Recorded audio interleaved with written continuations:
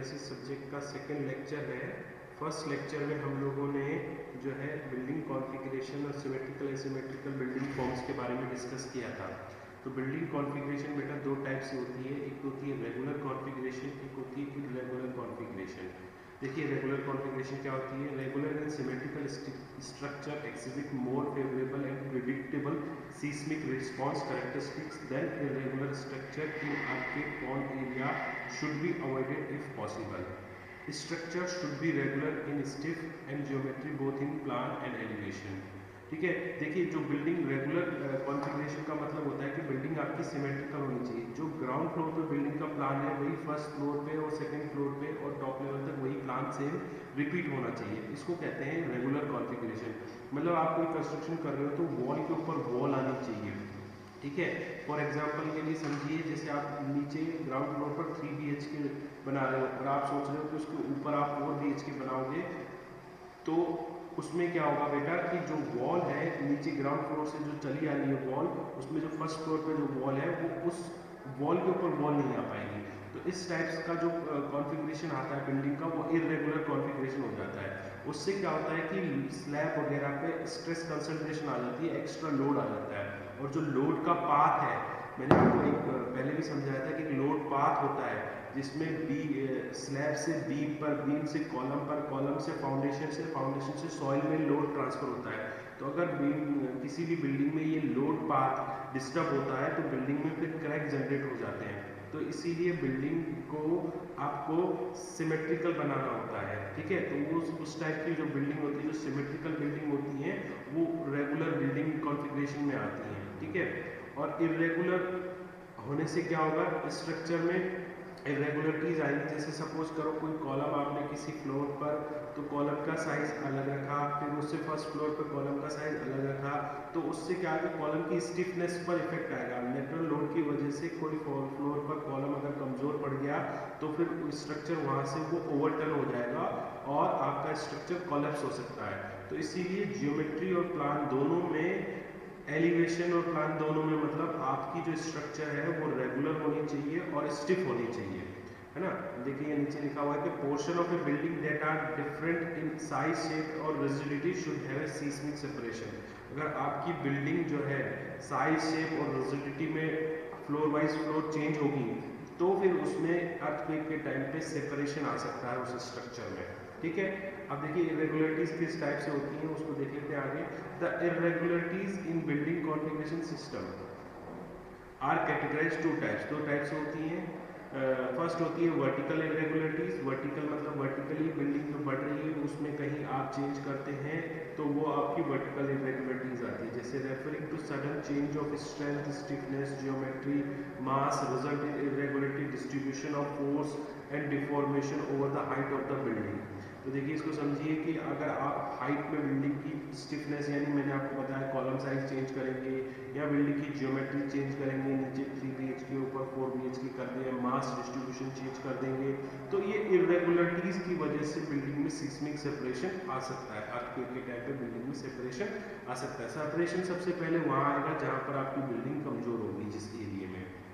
ठीक है, horizontal irregularities में देखिए refers to asymmetrical plan, shape और continuous in horizontal resisting element. ठीक है ना, तो अगर आपने कोई हॉरिजॉन्टल रेजिस्टिंग एलिमेंट जो स्ट्रक्चर अर्थक्वेक लोड को बियर करने के लिए बनाया है, वो अगर आप किसी फ्लोर या प्लान में कहीं पर मिस कर देंगे, ठीक है, कंस्ट्रक्शन नहीं करेंगे प्रॉपर उसका, तो फिर उसकी वजह से इरेगुलरिटीज आ सकती हैं। ठीक है, यहाँ पर कुछ फिगर से समझाया गया है कि कौन सी टाइप की स्ट्रक्चर को आपको अवॉइड करना चाहिए। जैसे पहला फिगर ए दे रखा है नॉट रिकमेंडेड, फिगर बी दे रखा है रिकमेंडेड। अब देखिए फिगर ए में आपको बता रखा है कि लेंथ तो ज़्यादा है और विड्थ कम है, तो इसमें क्या होगा कि लॉन्ग साइड पर डिफरेंशियल बिहेवियर देखने को मिलेगा अर्थक्वेक के टाइम पे। ठीक है, जबकि दूसरी साइड रिकमेंडेड में बता रखा है कि ideal for behaviour and analysis, मतलब एक स्क्वायर हो या रेक्टेंगल हो तो वो एक आइडियल बिहेवियर देता है ड्यूरिंग अर्थक्वेक। लेकिन अगर आप इस तरह से बनाएंगे कि एक साइड तो लेंथ बहुत ज़्यादा हो गई और विड्थ बहुत कम हो गई, तो फिर उस टाइम अर्थक्वेक के टाइम पे ये स्ट्रक्चर आपको प्रॉब्लम क्रिएट कर सकते हैं। ठीक है, इसी तरह से नेक्स्ट है टी सेक्शन है। अभी टी सेक्शन सिमेट्रिकल नहीं है तो ये भी आपको अर्थक्वेक के टाइम पे प्रॉब्लम क्रिएट कर सकता है, सिस्मिक सेपरेशन आ सकता है, स्ट्रक्चर में क्रैक हो सकते हैं, जबकि दूसरी तरफ अगर आप सर्कुलर सेक्शन बनाते हैं तो वो एक फेवरेबल आता है, रिकमेंडेड आता है। इसी तरह से आपका चैनल सेक्शन है या सी सेक्शन है, ये भी प्रॉब्लम क्रिएट कर सकता है ड्यूरिंग अर्थक्वेक, क्योंकि एसिमेट्रिकल है। सिमेट्रिक जो चीज़ नहीं होगी वो अर्थक्वेक टाइम में डिफरेंशियल बिहेवियर आ गया, इसकी एक साइड पर अर्थक्वेक का बिहेवियर अलग होगा, दूसरी साइड पर अर्थक्वेक का बिहेवियर अलग होगा, जबकि सिमेट्रिकल स्ट्रक्चर के सब जगह अर्थक्वेक का बिहेवियर सेम होगा।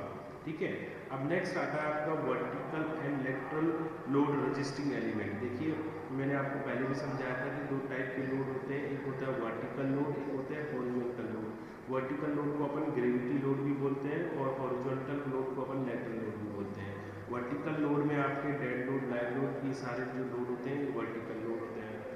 मटेरियल का वेट है, मूविंग थिंग्स हैं, ये सब लाइव लोड में आती हैं, और मटेरियल का वेट डेड लोड में आता है, तो ये सब वर्टिकल लोड होते हैं या ग्रेविटी लोड होते हैं। बिल्डिंग पर ये वर्टिकली एक्ट करते हैं, जबकि लैटरल लोड में जैसे विंड है, विंड का मोशन हॉरिजॉन्टल डायरेक्शन में होता है, या अर्थक्वेक है वो हॉरिजॉन्टली एक्ट करता है बिल्डिंग पर। तो अर्थक्वेक और विंड की वजह से बिल्डिंग क्या होगी, आपकी ओवरटर्न हो सकती है, रोटेट कर सकती है, और ओवरटर्न होने से जो है बिल्डिंग में कोलैप्स हो जाएगी, तो लाइफ का और प्रॉपर्टी का बहुत ज़्यादा नुकसान होता है, ह्यूज लॉस होता है। तो इसलिए अपन को बिल्डिंग को वर्टिकल लोड के साथ साथ लेटरल लोड में भी स्टेबिलिटी देनी पड़ती है। ठीक है, तो अब देखिए यहाँ पर कौन कौन से एलिमेंट होते हैं जो इस टाइप के लोड को बियर्स करते हैं। जैसे lateral load induced on A structure associated with wind, seismic and blast. ठीक है, लेटरल लोड जो है विंड की वजह से, सीस्मिक वजह से, मतलब अर्थक्वेक की वजह से और ब्लास्ट की वजह से आ सकता है। The lateral force resisting system is the structure assembly that resist lateral load and transfer them to the foundation and underlying soil. Lateral load resisting element can be horizontal and vertical. अब यहाँ पर अपन जो है lateral load resisting element की बात करेंगे। देखिए आपका lateral load resisting element जो है आपका वो horizontal भी हो सकता है और vertical हो सकता है, दोनों टाइप का हो सकता है। lateral load resisting element का मेन पर्पज क्या होता है, आपका जो है लोड को जो है आपको फाउंडेशन में ट्रांसफर करने का काम होता है, अंडरलाइंग सॉइल में ट्रांसफर करने का काम होता है। ठीक है, अब देखिए हॉरिजॉन्टल फोर्स रेजिस्टिंग एलिमेंट कौन से होते हैं, दोनों तरह से होते हैं। आपके lateral load resisting element horizontal भी हो सकता है और वर्टिकल भी हो सकता है। तो हॉरिजॉन्टल फोर्स रेजिस्टिंग एलिमेंट्स में देखिए the primary function of horizontal force resisting element is to collect the lateral load applied to a building and transfer them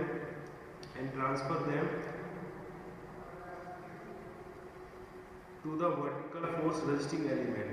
तो हॉरिजॉन्टल फोर्स रेजिस्टिंग एलिमेंट का मेन पर्पस क्या होता है कि horizontal load को collect करना और कलेक्ट करने के बाद उसको फिर इस पे वर्टिकल लोड रेजिस्टिंग एलिमेंट पर ट्रांसफर करना, ये मेन पर्पस होता है आपका हॉरिजॉन्टल फोर्स रेजिस्टिंग एलिमेंट का। अब देखिए कौन कौन से होते हैं, फ्लोर एंड रूफ डायफ्राम, यानी फ्लोर, स्लैब और roof diaphragm are the example of horizontal force resisting element. ठीक है, स्लैब और रूफ जो आते हैं आपके वो हॉरिजॉन्टल फोर्स रेजिस्टिंग एलिमेंट में आते हैं। These are typically brace various structure members such as joint, beam, columns and wall element. तो ये आपको पता ही है, ये सब के सब जो है अच्छे से जॉइंट होते हैं आपके बीम, कॉलम और स्लैब के साथ। ठीक है, ये जो डायफ्राम होता है आपका जो है ये फ्लोर और स्लैब, ये रिजिडली कनेक्टेड होते हैं आपके बीम्स के साथ, कॉलम के साथ, वॉल के साथ। ठीक है, the diaphragm is the horizontal structure. अब डायफ्राम को डिफाइन किया है कि diaphragm is the horizontal structure element that transfer या transmit lateral force to the vertical resting element. The strength of a diaphragm increase with its depth. Some example of the force resisting elements are concrete slab, horizontal truss, would sheeting, ये horizontal force resisting element होते हैं। और आपने RCC में पढ़ा भी है कि जितनी ज़्यादा डेप्थ होगी उतना ज़्यादा वो अच्छे से बियर कर पाता है लोड को, डिफ्लेक्शन को। ठीक है, लेकिन डिज़ाइन पर्पज से अपन को डेप्थ इकोनॉमिकल भी होनी चाहिए, क्योंकि जितनी ज़्यादा डेप्थ बढ़ाओगे तो आपका डेड वेट भी बढ़ता है। ठीक है, तो एक इकोनॉमिकल डेप्थ भी अपन यूज में लेके चलते हैं।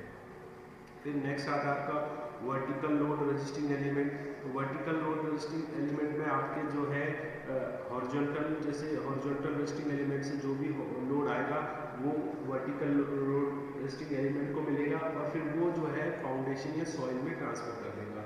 और वर्टिकल एलिमेंट्स आप देखो मोमेंट रेजिस्टिंग फ्रेम हो गए। मोमेंट रेजिस्टिंग फ्रेम मतलब बीम कॉलम के जो पूरा सिस्टम हो गया वो मोमेंट रेजिस्टिंग फ्रेम कहलाता है। ठीक है, वॉल्स हो गई, वॉल भी डिफरेंट टाइप की वॉल होती है, जैसे बियरिंग वॉल हो गई।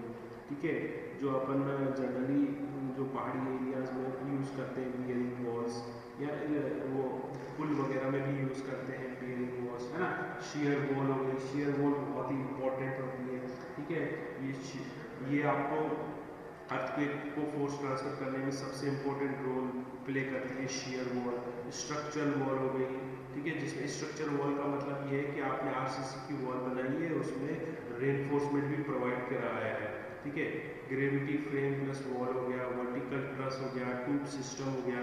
तो ये सब वर्टिकल एलिमेंट्स होते हैं जो कि लोड को हॉरिजॉन्टल रेस्टिंग एलिमेंट से कलेक्ट करते हैं, फिर उसको फाउंडेशन में ट्रांसफर करते हैं। तो इन सब स्ट्रक्चर में हर एलिमेंट का अपना रोल होता है।